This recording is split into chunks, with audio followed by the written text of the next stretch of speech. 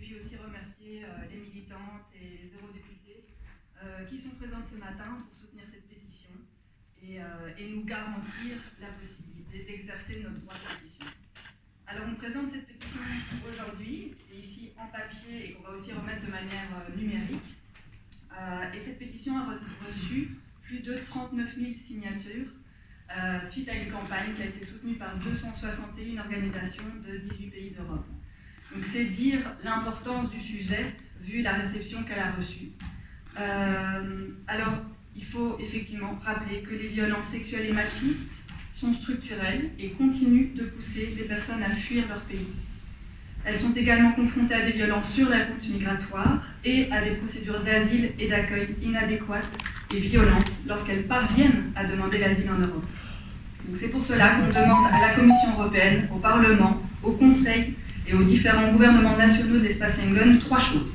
Donc la première, c'est de déployer des moyens nécessaires à la mise en place de procédures et de structures adéquates pour que les femmes, les personnes LGBTQIA+, puissent d'une part vivre dans nos pays dans des conditions correctes et adaptées à leurs besoins spécifiques, notamment en se sentant protégées et en recevant des appuis et des soins nécessaires pour surmonter leur potentiel traumatisme.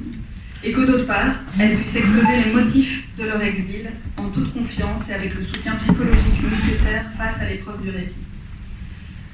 Alors la deuxième chose qu'on demande, c'est de mettre en place une instance de surveillance européenne qui serait chargée spécifiquement de contrôler sur le terrain l'application effective des articles 60 et 61 de la Convention d'Istanbul et des articles 10 à 16 de la Convention sur la lutte contre la traite des êtres humains. Donc ces deux instruments induisent que les violences sexistes soient reconnues dans les pays comme étant une forme de persécution afin que le statut de réfugié soit établi. Et pour l'instant, la Convention d'Istanbul, ça ne fonctionne pas. Voilà. Les témoignages qu'on a entendus en sont la preuve. Et donc, ce qu'on demande également, c'est que cette instance puisse émettre des recommandations contraignantes aux États membres de l'espace Schengen. Alors, l'adhésion de l'Union européenne à la Convention d'Istanbul fait partie des priorités de l'Union européenne d'ici 2025. Et en fait, le Parlement européen joue un rôle clé dans cette procédure, étant donné que l'adhésion de l'Union européenne à la Convention d'Istanbul nécessite l'adoption d'une décision du Conseil après approbation du Parlement. Donc il est vraiment extrêmement important que le Parlement puisse soutenir cette pétition et l'adhésion de l'Union européenne à la Convention d'Istanbul. Et alors la dernière chose que nous demandons, c'est de garantir l'accès au droit d'asile dans les pays européens pour les femmes, les filles et les personnes LGBTQIA+, par des voies facilitées telles que la demande d'asile auprès des ambassades directement dans les pays d'origine. Et ceci afin d'épargner ces personnes de faire des parcours extrêmement dangereux et mortels jusqu'ici. Donc, pour l'instant, l'impossibilité de déposer des demandes d'asile dans les ambassades des pays européens a transformé la Méditerranée en cimetière géant. Et le nouveau pacte européen sur la migration vise avant tout à limiter l'accès à l'Europe. Donc c'est une recommandation qui est extrêmement importante et d'actualité. Donc toutes ces revendications le sont. Et je voudrais juste conclure en relevant que dernièrement, l'Europe a été capable en très peu de temps de mettre sur pied des mesures d'urgence indispensables pour l'accueil des personnes ukrainiennes. Et nous le saluons évidemment. Ça devrait être la norme pour toute personne. Et donc, il faudrait que l'Europe puisse, de manière tout le temps, continue,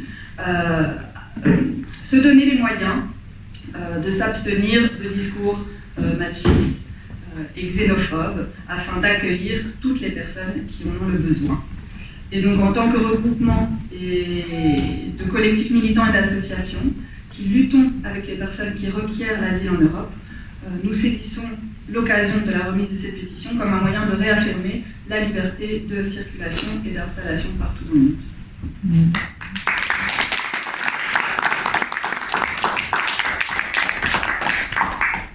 Podrá reclamar cuando lleguen a un país seguro. Thank you for inviting me and to talk about this very important issue. I think that the first sentence that I would start with is by saying that all people have the right to live without violence.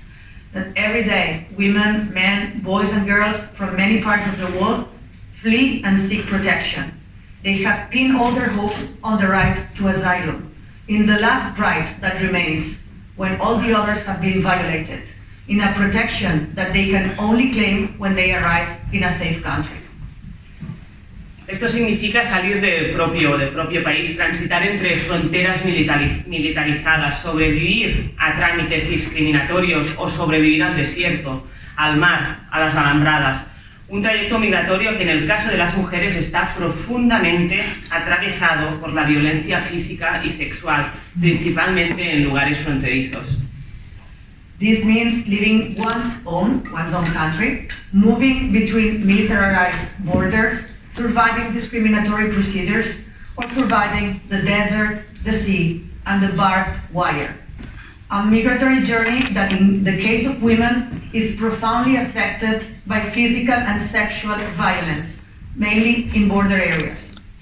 La huida de muchas mujeres está relacionada con persecución por motivos de género, como la violencia familiar, intrafamiliar, el matrimonio forzado, la mutilación genital femenina, los denominados crímenes de honor o con contextos de guerra y violencia generalizada donde sus cuerpos son utilizados como campos de batalla. Otras buscan una vida mejor y en el camino son captadas por redes de trata con fines de explotación sexual. Los conocidos como captadores o pasadores son la única alternativa a la imposibilidad de viajar solas. The flight of many women is related to gender-based persecution such as domestic violence, forced marriages, female genital mutilation, the so-called honor crimes, or with context of war and generalized violence where their bodies are used as battlefields. Others seek a better life and along the way are captured by trafficking networks for the purpose of sexual exploitation. Those known as captors or pins are the only alternative to the impossibility of traveling alone. La trata con fines de explotación sexual es la expresión más grave de la mercantilización de los cuerpos que nos ofrece un sistema capitalista y patriarcal, una violación grave de los derechos humanos de las mujeres que aún hoy no es considerada como causa de asilo por parte de los países europeos.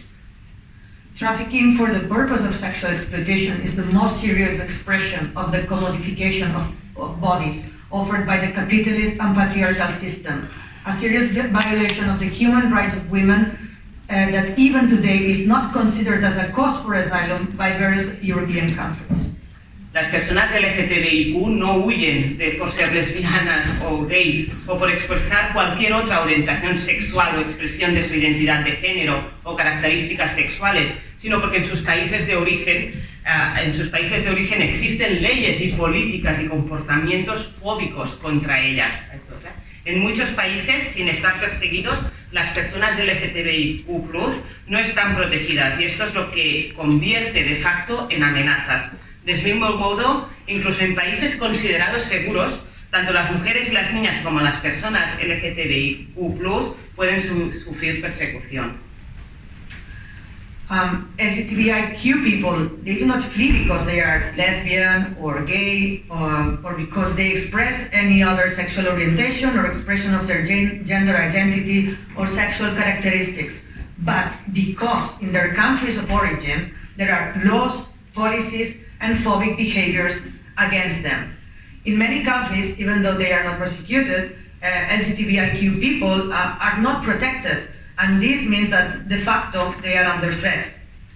The same way, even in countries which are considered safe, both women, girls, and LGBTI people, they can suffer persecution. El asilo se configura como un instrumento legal de protección para la defensa de las personas nacionales de otros estados que se encuentran en la situación de una posible vulneración de sus derechos. Sin embargo, la regulación del derecho de asilo a nivel internacional conserva los principales elementos característicos sobre los que se configuró e invisibiliza la persecución de muchas mujeres que sufren por razón de género, personas LGTBIQ+, por su orientación sexual o expresión de identidad o género o características sexuales.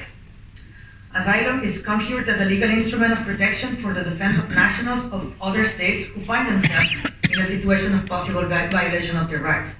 However, the regulation of the right to asylum at the international level preserves the main characteristical elements and invisibilizes the persecution that many women suffer due to gender and LGBTQ people due to their sexual orientation or expression of their gender identity and sexual characteristics.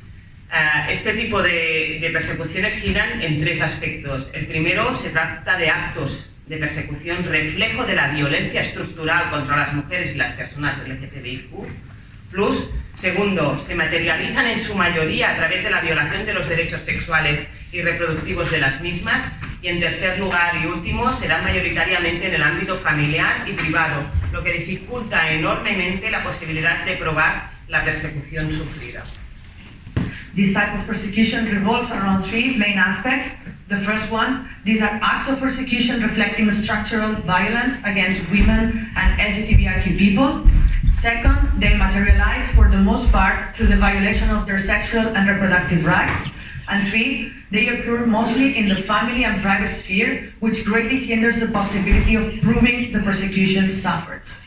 Y para terminar, la gran pregunta, ¿qué podemos hacer a esto? ¿Qué podemos hacer ante esta situación que muy bien conocéis vosotros? Yo creo que debemos aprovechar la oportunidad que se presenta en esta negociación del nuevo pacto sobre migración y asilo de la Unión Europea para adoptar un nuevo conjunto global de directrices en materia de género a escala de la Unión Europea y que tengan plenamente en cuenta la dimensión social, cultural, política de la persecución que sufren las mujeres, las niñas y las personas LGTBIQ+, y que incluyan medidas de acogida a integración específicas para ellas. So now the big question, what can we do about this? And you very well know what can we do about this. We must seize this opportunity presented by the negotiation of the new Common European Asylum System to adopt a new comprehensive set of gender guidelines at EU level that take fully into account the social, cultural and political dimension of the persecution suffered by women, girls and LGBTIQ people, and that include specific reception and integration measures for them. Y yo ya lo dejo aquí. Quiero agradecer mucho a la coalición Feminist Asylum por esta iniciativa que hoy habéis presentado. Por descontado, apoyamos sus demandas concretas y por mi parte garantizarles que daré traslado de todas ellas a mis compañeras y compañeros del Grupo Verde Sale que se encargan de trabajar en los textos legislativos del nuevo Pacto por la Migración y Asilo europeos. Muchísimas gracias por invitarme y de nuevo perdonad por los minutos, muchos minutos que he llegado tarde.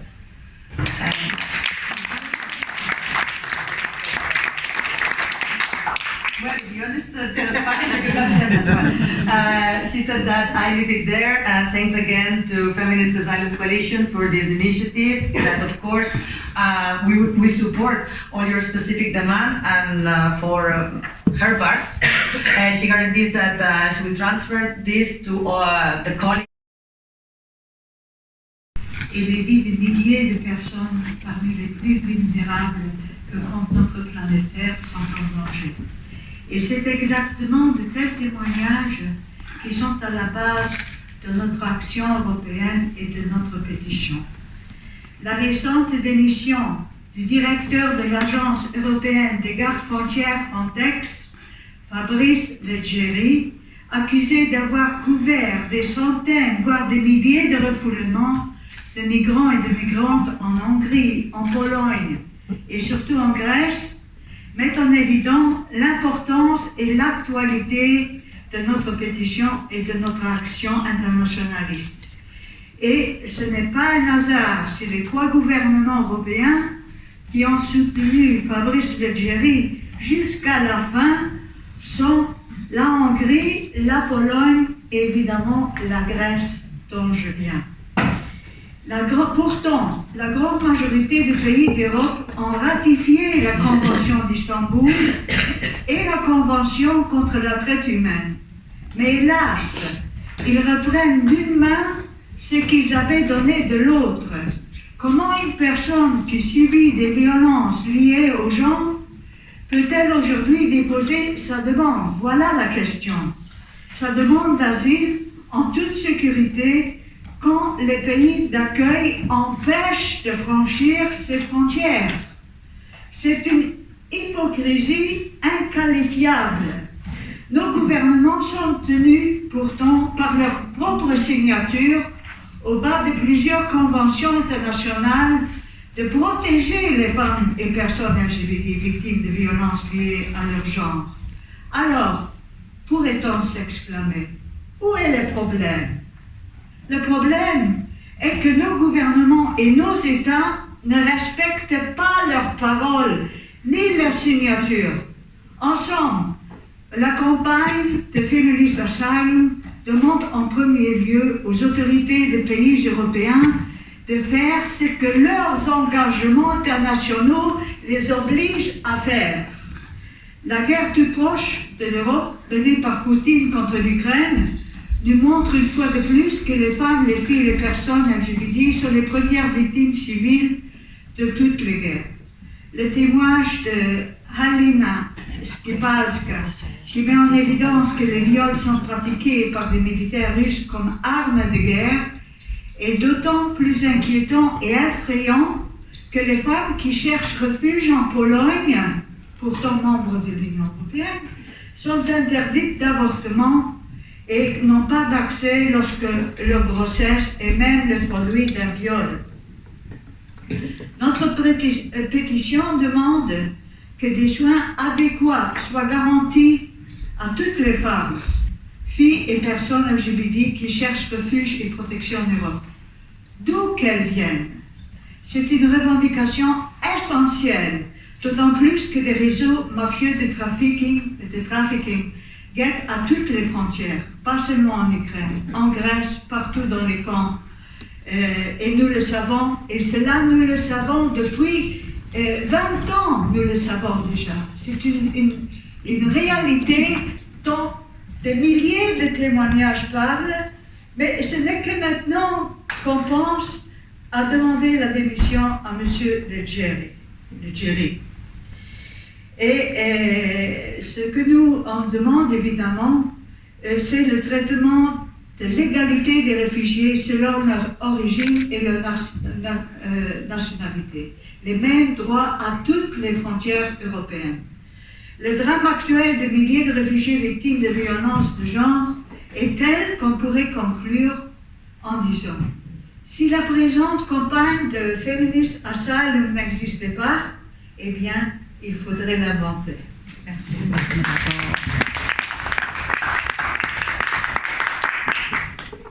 Merci Sonia. Nous allons maintenant donner la parole à Henriette et Samy Colotte. Elle est militante, porte-parole de différents collectifs de la coordination des sans-papiers de Belgique, suppléante porte-parole européen des personnes sans-papiers, membre du comité des femmes sans-papiers. Et tous ces titres ne suffisent pas pour qu'elle puisse être parmi nous, mais nous allons l'écouter dans une parole directe à distance. Merci Henriette d'être là. Bonjour, je prends la parole ce jour au nom du comité des femmes sans papier, un collectif militant engagé dans la lutte pour la reconnaissance des droits et la régularisation des personnes sans papier au travers de la force et de l'outillage des femmes qui le constituent. Ce comité est composé d'une 50aine de femmes d'origines diverses et au parcours migratoire initié par une multitude de violences découlant clairement des inégalités de genre, inscrites dans des contextes politiques, culturels, socio-économiques, complexes et sensibles. Ces violences subies par les femmes dans les contrées dont elles sont issues ne s'évanouissent pas une fois arrivées sur le territoire belge. Elles évoluent en une forme insidieuse de violence dite institutionnelle. La pauvreté des conditions d'accueil des femmes migrantes candidates à une demande d'asile défie la logique de l'état de droit tel que s'autoproclame la Belgique. les dispositifs existants en matière d'accueil ne sont pas pensés pour répondre aux besoins essentiels de ces femmes en termes de sécurité, d'orientation, d'accompagnement psychologique et j'en passe. Les places limitées en centre d'accueil, l'insensibilité des travailleurs sociaux, la minimisation des récits des femmes et de leur état psychologique et psychique, le rejet systématique des demandes d'asile dénotent de la pauvreté des moyens à disposition des travailleurs sociaux en fait d'accueil. La période d'attente dans ces centres en vue d'une issue aux demandes introduites accentue la vulnérabilité tant physique que psychologique déjà tant accrue des femmes migrantes. L'isolement, la précarité, l'absence d'intimité, d'autonomie et de soutien psychologique adapté sont le lot quotidien de ces femmes livrées à elles-mêmes.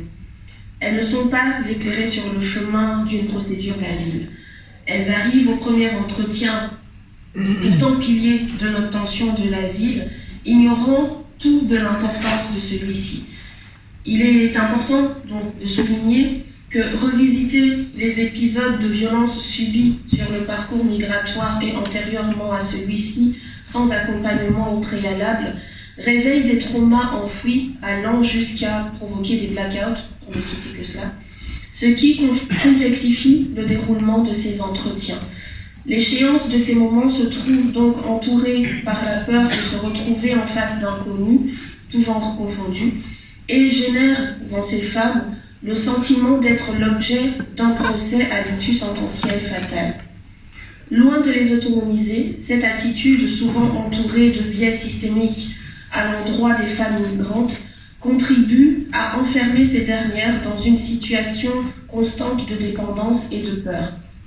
Les figures censées représenter protection, soutien et bienveillance se métamorphosent en des figures autoritaristes, ce qui mène les femmes à se préserver d'emprunter la voie d'une demande d'asile, tant le caractère policier de ces entretiens s'avère être un calvaire. Je vous remercie.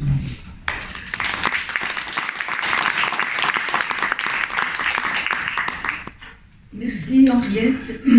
On entend bien tout ce qu'il faut changer, tout ce qu'il faut changer chez nous, là où nous accueillons si mal dans nos pays les femmes qui ont cherché à reconstruire tout simplement leur vie ici.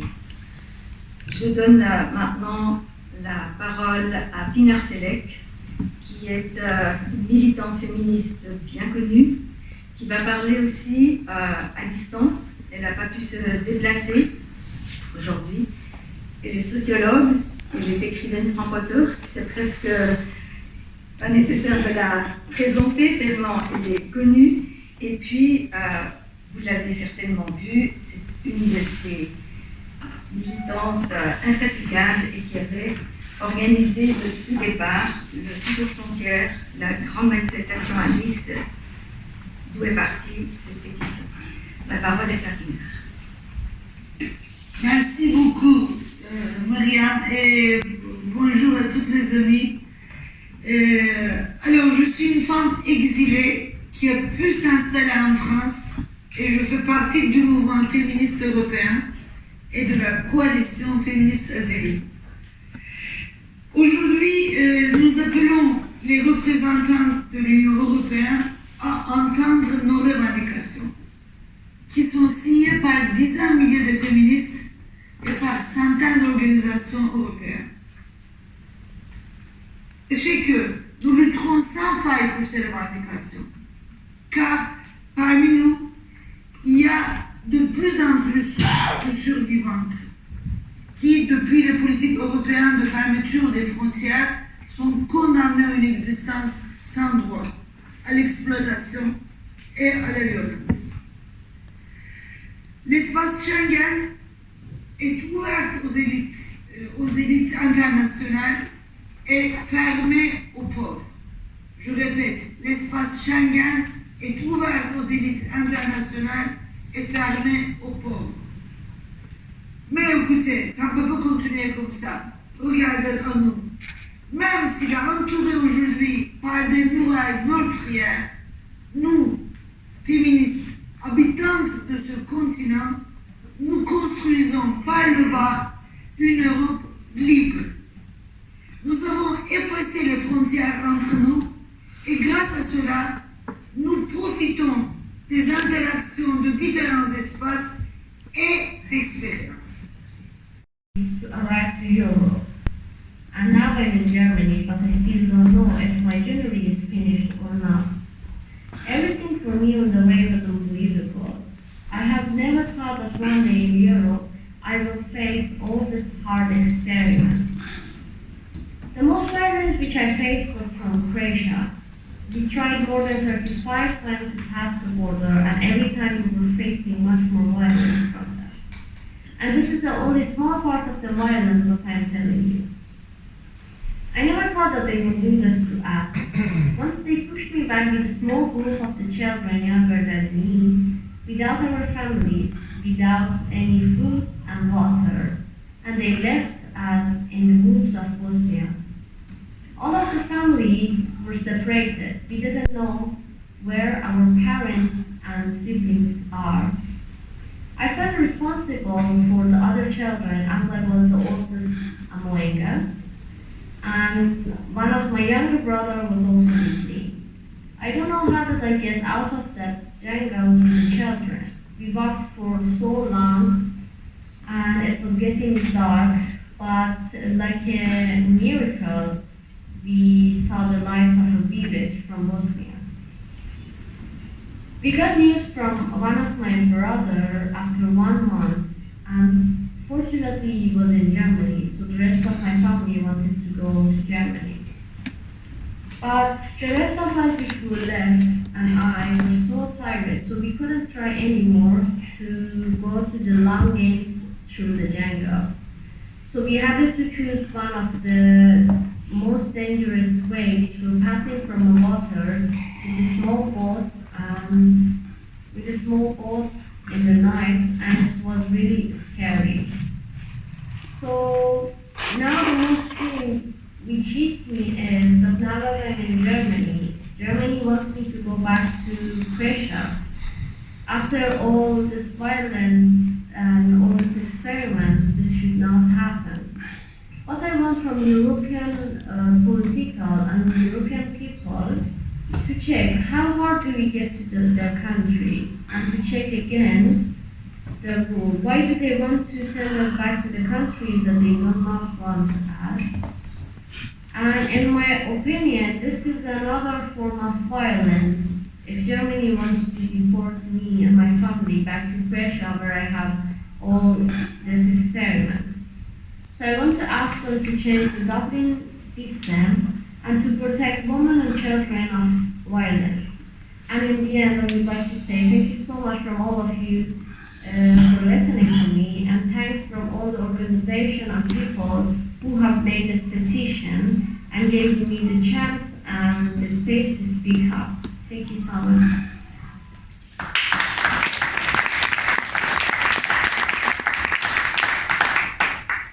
Trois témoignages emblématiques qui sont là pour rappeler que c'est des centaines de milliers de femmes, de jeunes qui vivent des violences extrêmes aujourd'hui. Et dans toute notre démarche par rapport à cette pétition, nous avons toujours placé au centre ces témoignages. Pourquoi? C'est parce que c'est inimaginable que dans le siècle que nous vivons, des êtres humains aient à vivre des choses pareilles. Et donc, inimaginable et inacceptable. Et aussi pour qu'on nous croie. Et ces témoignages-là sont autant d'appels pour que vraiment on fasse tout pour que les choses changent. L'appel est lancé et c'est avec plaisir que nous recevons aujourd'hui la parole de Miguel Urban Crespo qui va faire un commentaire, j'espère engagé, pour accepter cette parole qui est au départ de cette pétition, qui est cette demande urgente que les choses changent. À vous la parole. Thank you so much, Marianne, for giving me the floor. It is very hard to speak after hearing these moving testimonies. Parvin from Iran, Halim from Ukraine, and Nadine from Afghanistan, explaining how much they have suffered as a migrant woman. First for all, I want to thank them for making an effort to save this experience with all of us. So thank you, compañeras. With their testimonies, we can really understand how hard it is to be a migrant woman and a refugee woman, and how terrible the fortress Europe is. Crossing 10 countries to get Europe, as Nadia explains, to find in the end a very difficult situation. Running away from sexist law in Ireland and this not being taken a ground for asylum. Confronting war, rape, and is happening in Ukraine. All these situations are the norm. They are not exception. This is very core and journey to fortress Europe, suffering violence in origin and in the transit, the lack of recognition of the existence of this violence, finding a Europe that suffers institutional violence against migrant people. It is the everyday life for millions of people. As Comrade Parvin has explained and suffers, violence on the Croatian border by the guards themselves is a typical example. It is also that Afghanistan is considered a safe country and is right here in Belgium. A migrant and asylum law that is used to exclude, discriminate and violate rights is usual today the last. As are the migrant policies that are gender neutral, that do not take into the consideration how and why women move. They are policies designed from a deeper patriarchal perspective. To break with Fortress Europe means to break the structural sexism that sustains it. That is the petition and the initiative that is present today is so important. I want to thank you all for the work you have done with the lifetime and resource and institutional support. This is essential to keep building the resistance and the movement against the Fortress Europe. There are things that need to change, like changing the Dublin system, for example, as the comrade explained in these testimonies. And it's necessary to claim this change from a feminist perspective. Finally, I want to highlight the testimonies and we have listened today, but also once for others who call not come because they don't have the papers the European Parliament demands. They cannot be here today with us. And just to finish up, I would like to give the floor to Anaïs Katun. She will be presenting the initiatives and thanks also to organize this conference.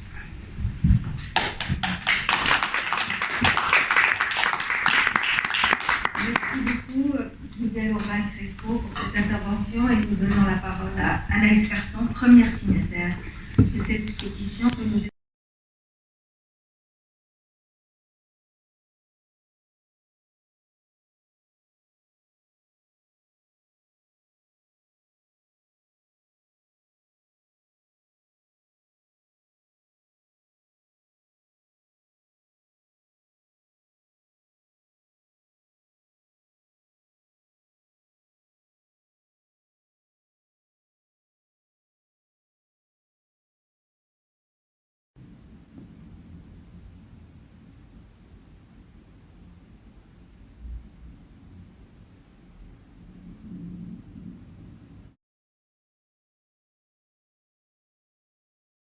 Et c'est un livre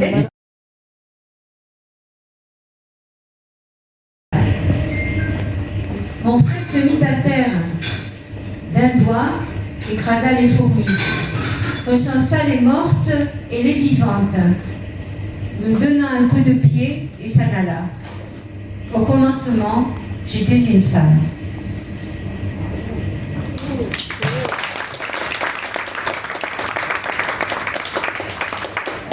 C'est mon livre bilan, ça s'appelle 40 cerfs volants. j'écris 40 petites poèmes. Oui, في البدء كنت آلة حاسبة حسب أبي أرباحه وخسائره وشتمني ومشى. حملتني أمي حسبت سعادتها وتعاستها وشتمتني ومشت. رماني أخي أرضا عفس النملات بإصبعه وحسب الأحياء والأموات وركلني ومشى. في البدء كنت امرأة. Merci.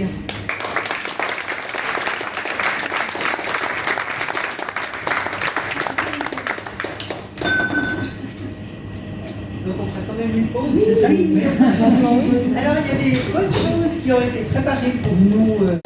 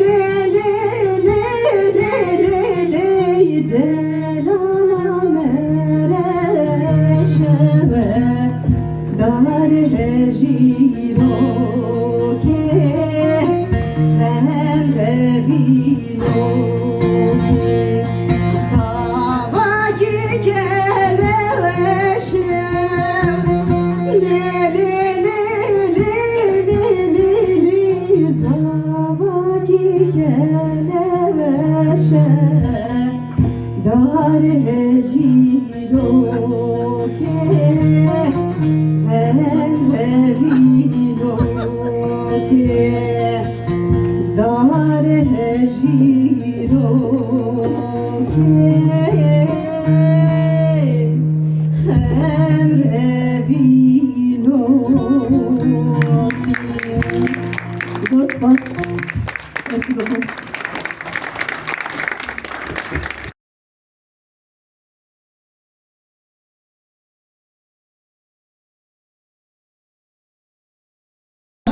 Nous avons vu le témoignage des femmes ukrainiennes victimes des atrocités des soldats russes, telles que le viol, qui est utilisé aujourd'hui malheureusement comme une arme de guerre contre les femmes.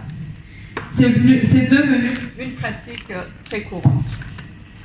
Et nombreuses sont les personnes qui subissent la torture dans leur pays juste parce qu'elles sont non conformes, entre guillemets, aux normes de l'identité genre imposées par le système patriarcal. En tant que mouvement des femmes kurdes en Europe, nous nous rejoignons à cet appel car il est plus que temps d'accorder le droit d'asile à toutes ces personnes qui sont victimes du système patriarcal machiste.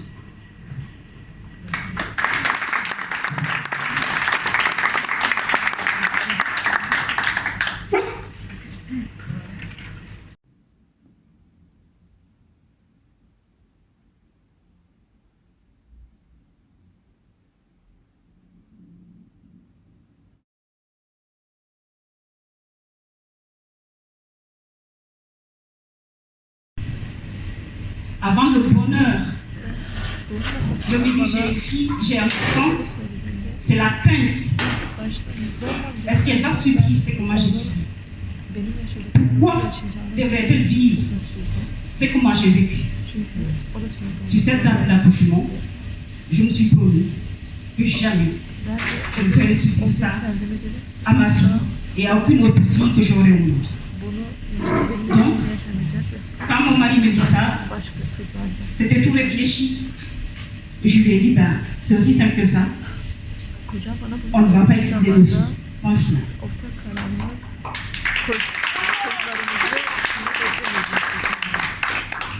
Et après mon veuvage,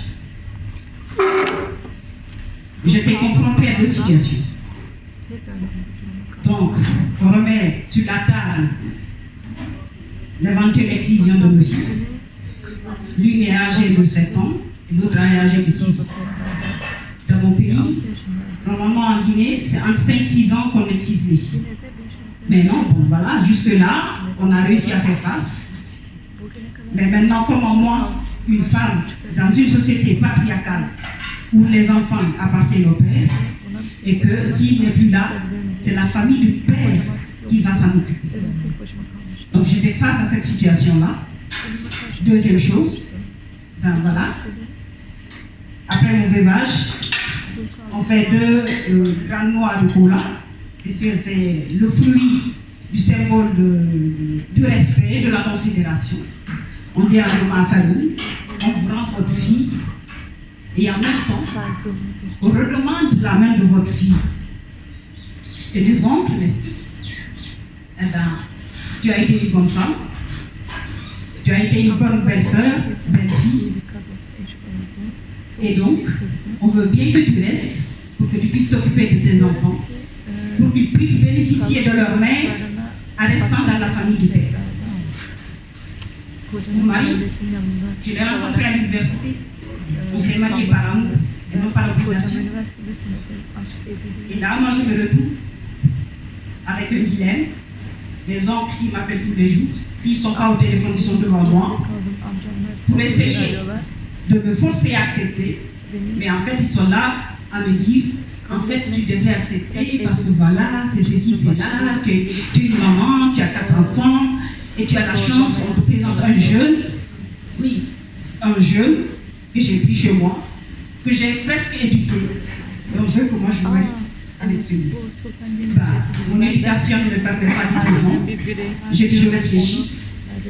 Et dans ma réflexion, c'était que ma belle-sœur qui vivait en Belgique à l'époque m'avait posé la question, tu veux rester ou partir? Je n'ai pas réfléchi en premier. Je dis je pars. Donc j'ai entamé une procédure de demande de visa humanitaire, chose qui n'est pas simple. La procédure a duré pendant 9 mois. Et pendant 9 mois, moi j'étais sous pression. Je ne pouvais plus sortir. Les enfants, je les dépose à l'école. Et je dis, il n'y a que moi qui viens les chercher à l'école. Donc, j'étais là, coincée, entre aller à l'école, courir, préparer des papiers pour ma demande. Et pour faciliter ma sortie, j'ai essayé d'adopter la dernière fille née de ma belle famille et qui était de toute façon comme une fille pour moi parce qu'elle vivait avec nous.